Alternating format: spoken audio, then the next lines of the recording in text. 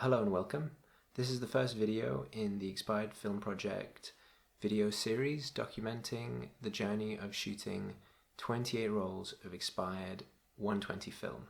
About a month ago, I was kindly donated 28 rolls of medium format film, about half being color film, the other half being black and white, all expired in the mid-2000s, so about 15 years ago. And I thought this provided the opportunity to do something more substantial and methodical in my photography work, which has up until this point been relatively spontaneous. So anyway, this first video acts as both a little opening welcome video as well as covering the very first roll in the project, which is a roll of Kodak T-Max 400 pushed to 800. I shot this on a relatively overcast and cloudy day towards the end of the day, hence the reason why I decided to push it to 800 ISO in the end.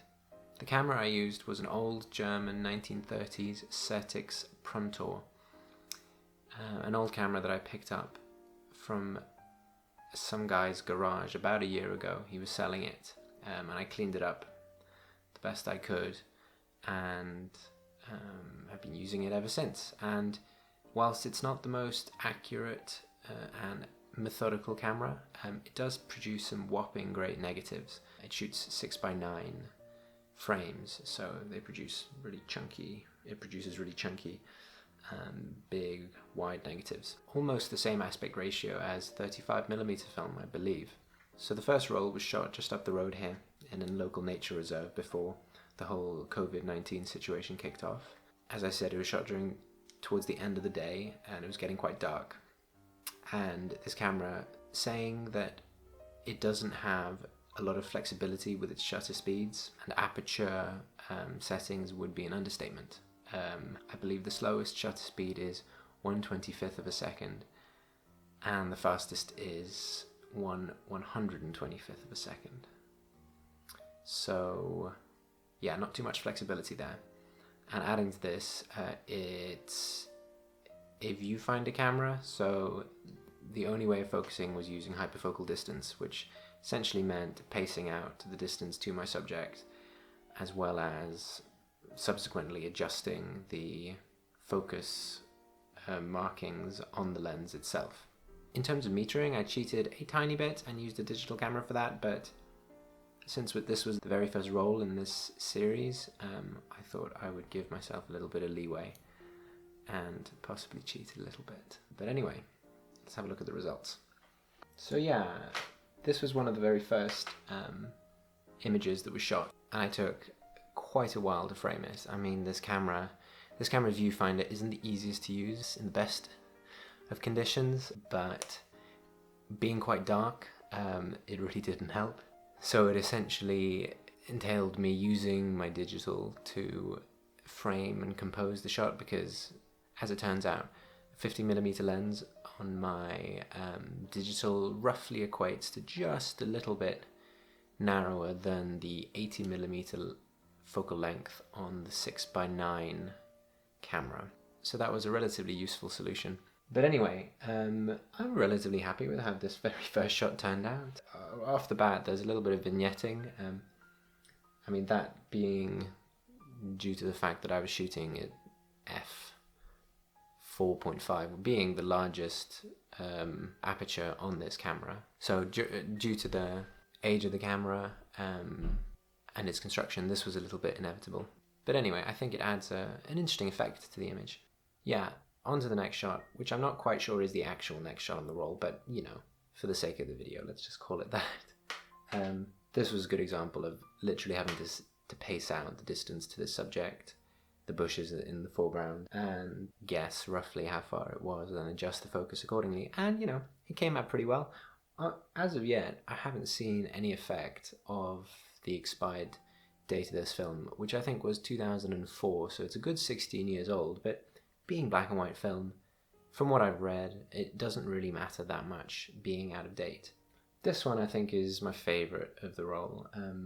It was one of the last ones I took, I believe, and I like the framing. I'm quite pleased with the exposure of this one, and yeah, you know, overall quite happy. The inevitable vignetting is there, but you know, again, I think that adds to the effect. This being the last image, it took the longest to frame, and I think it turned out roughly how I wanted it to turn out. I mean, the puddle in the foreground isn't exactly where I wanted it, but beggars can't be choosers with this camera. So again, I'm relatively happy with how it turned out. The focus wasn't ideal on this. I mean, the top of the electrical pylon, yeah, it's a bit out of focus, and yeah, I can't quite remember what I focused on in this, but yeah, overall, it's okay. So yeah, I think that pretty much sums up most of the, noteworthy shots from the very first roll.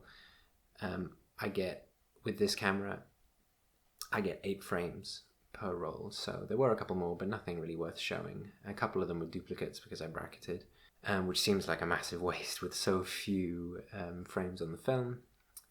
But I should also mention that all black and white film is developed by me at home, but all color film is outsourced, and I send that off to a lab for processing because I don't have the chemicals here. Yeah, maybe I'll do a video on my developing process at some point. I haven't quite decided yet.